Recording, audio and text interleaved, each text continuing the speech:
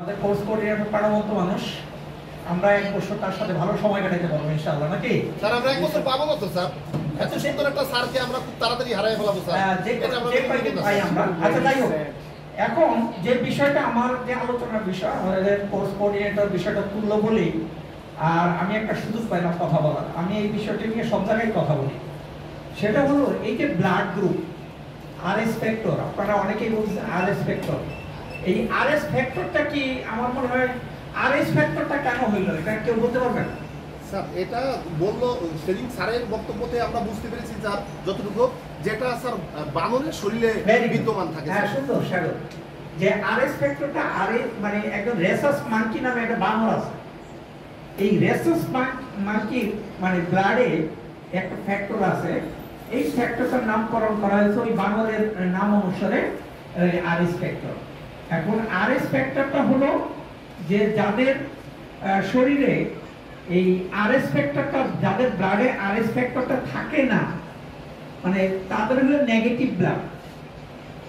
তো এখন একটা জিনিস মনে রাখতে হবে, মায়ের যদি নেগেটিভ ব্লাড হয় আর বাবার যদি পজিটিভ ব্লাড হয়, স্ত্রীর নেগেটিভ ব্লাড, বাবার মানে স্বামীর পজিটিভ ব্লাড, গর্ভস্থ সন্তানের মধ্যে নেগেটিভ ব্লাড পজিটিভ ব্লাড, বিষয়টা বুঝতে হবে। মায়ের নেগেটিভ ব্লাড আর বাবার হলো পজিটিভ ব্লাড, আর গর্ভস্থ সন্তানের মধ্যে পজিটিভ ব্লাড। কারণ মায়ের যদি নেগেটিভ ব্লাড হয়, বাবার যদি পজিটিভ ব্লাড হয়, সন্তান হয় নেগেটিভ হবে নাই পজিটিভ হবে, তাই না?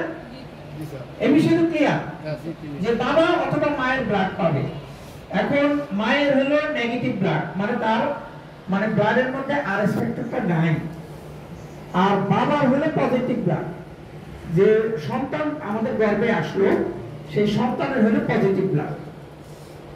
যখনই সন্তানের পজিটিভ ব্লাড হলো তখন সেই ব্লাড যখন প্লাসেন্টাকে, প্লাসেন্টাটা বুঝেন তো যে মা এবং সন্তানের মধ্যে যে সম্পর্ক স্থাপন করে, যে ওটাকে নারী বলে, সংক্ষেপে আমরা যেটা বলি নারী বা নার্ভ, এটা না হলে প্লাসেন্টা, এই নাভিরজ্জ।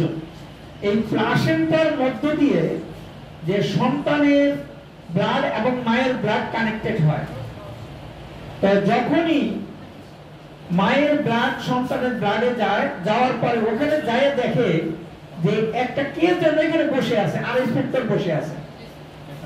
এই আরএস বিষয়টা কি একটু ক্লিয়ার?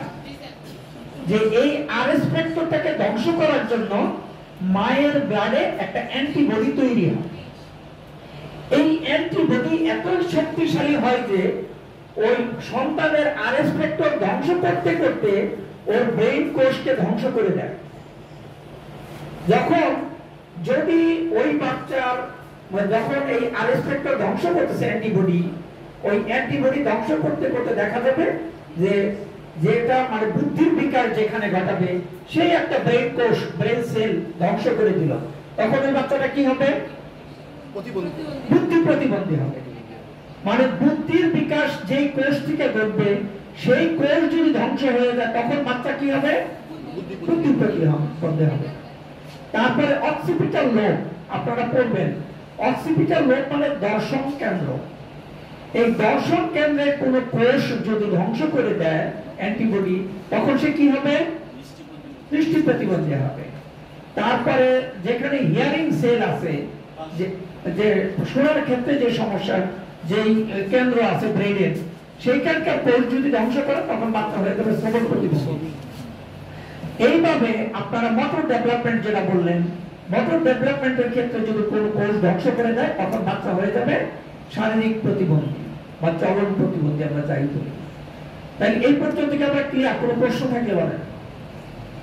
যে প্রথমে বাবার হইতে হবে পজিটিভ, মায়ের নেগেটিভ, গর্ভস্থ সন্তান যদি পজিটিভ হয়, বাবার নেগেটিভ মায়ের নেগেটিভ কোনো সমস্যা নাই, আবার বাবার নেগেটিভ মায়ের পজিটিভ কোনো সমস্যা নাই, সন্তান পজিটিভ হোক নেগেটিভ হোক কোনো সমস্যা নাই। কিন্তু যদি বাবার পজিটিভ মায়ের নেগেটিভ, সন্তান যদি পজিটিভ হয়, সেই ক্ষেত্রে শুধুমাত্র সমস্যা হতে পারে। এই বিষয় ক্লিয়ার? এই ক্ষেত্রে মায়ের নেগেটিভ বাবার পজিটিভই হবে, বাচ্চা যদি নেগেটিভ হয় কোনো সমস্যা নাই, তার সমস্যা নেই। কারণ মায়ের ব্লাড আর বাচ্চার ব্লাডে এক হলে কোনো সমস্যা নাই। কিন্তু যখনই মায়ের নেগেটিভ হয়ে আছে, বাচ্চার পজিটিভ হয়ে আছে, মায়ের ব্লাড বাচ্চার ওই প্লাসেন্টা দিয়ে বাচ্চার মধ্যে যায়, দেখলো যে এখানে নতুন এক কেউ আসছে, নতুন কেউ আছে, তখন বললো যে মা, তখন ওই মায়ের ব্লাডে কতগুলো অ্যান্টিবডি তৈরি হয়ে গেল। ওই অ্যান্টিবডি গুলো আর রেসপেক্টরকে ধ্বংস করতে, ওই যে বড় লাটকে মারতে যায় মারলাম, কি শহরবাসী না কি যেন একটা কথা আছে না, ক্ষুদিরামকে মারতে যায় না ইয়াকে, বড় লাটকে মারতে যায় মারলাম শহরবাসী, সেই ঘটনা আর কি, যে ওই মারতে গেলে তো এটা আর রেসপেক্টরকে কিন্তু ধ্বংস করে দিল ওর যে বুদ্ধির যে কোষ, ব্রেনের বিভিন্ন ব্রেন কোষ, ব্রেন সেল ও ধ্বংস করে দিল, যার কারণে এই বাচ্চাটা হয় বুদ্ধি প্রতিবন্ধী হবে, নয় দৃষ্টি প্রতিবন্ধী হবে, নয় শারীরিক প্রতিবন্ধী হবে, বা অন্য যে কোনো ধরনের প্রতিবন্ধিতা সে বরণ করতে পারে। এখন এইখানে আরো বোঝার ক্ষেত্রে কারো সমস্যা আছে কিনা, কারণ আমাদের একটা প্রচলিত ধারণা কি আছে যে স্বামী স্ত্রীর ব্লাড এক হইলে সমস্যা, নাকি? এটা কিন্তু সম্পূর্ণ ভুল ধারণা। স্বামী স্ত্রীর ব্লাড এক হওয়াটা ভালো। বিয়ের আগে সবাই রক্ত পরীক্ষা করে নেবেন যে আপনার মেয়ের ব্লাড গ্রুপ কি। শুধু তাই না, এটা কিন্তু আসলে আমাদের বিয়ের আগে অবশ্যই মেয়ে অথবা ছেলের ব্লাড গ্রুপ জেনে নেওয়া উচিত। শুধু কি ব্লাড গ্রুপ জানবেন, সম্ভব হলে তার বংশে জন্মগতভাবে কোনো প্রতিবন্ধিতা আছে কিনা এটাও যদি জানার চেষ্টা করা ভালো। তবে ভুল বুঝবেন না, আমি সেদিন কিন্তু বলছি ভুল বুঝার সুযোগ নাই। এখানে সেদিন আমি একটু কথা বলেছিলাম, আমাদের হাতে সময় ছিল না, যে জেনেটিক ডিসেবিলিটি গুলো যেভাবে হয়, যে জেনেটিক ডিসেবিলিটি নিয়ে আমাদের মধ্যে অনেক ভুল ধারণা আছে। আপনাদেরকে আমি বলি সেটা হলো যে আত্মীয়র মধ্যে বিয়ে করলেই যে জেনেটিক ডিসেবিলিটি হবে তা কিন্তু না।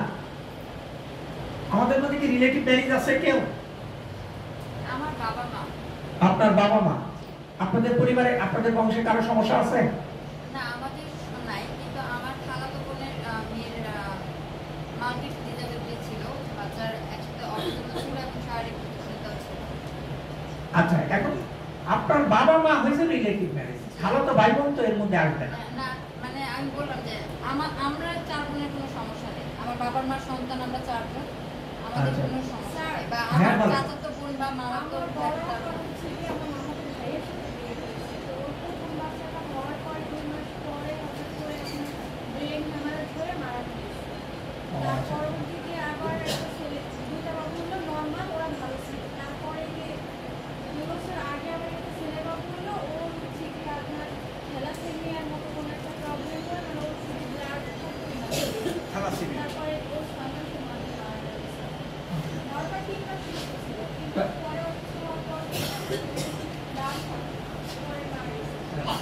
মানে গুরুতর থ্যালাসেমিয়া। ভেরি গুড, বসেন। এখন এই যে রিলেটিভ ম্যারেজের ক্ষেত্রে দেখতে হবে ওই বংশে বংশগতভাবে কোনো ডিজিজ আছে কিনা। একটা খেয়াল রাখবেন, রিলেটিভ ম্যারেজের ক্ষেত্রে যে জিনিসটা দেখবেন আপনারা, যখনই আপনাদের রিলেটিভ ম্যারেজ হবে, বিশেষ করে চাচাতো ভাই চাচাতো বোন, খালাতো ভাই খালাতো বোন, মামাতো ভাই ফুফাতো বোন, এইসব ক্ষেত্রে আপনারা দেখবেন যে মামাতো ভাই, আচ্ছা ঠিক আছে আমরা শেষ করি, আমরা পরে একদিন আবার এগুলো নিয়ে আলোচনা করার সুযোগ পাবো। হ্যাঁ।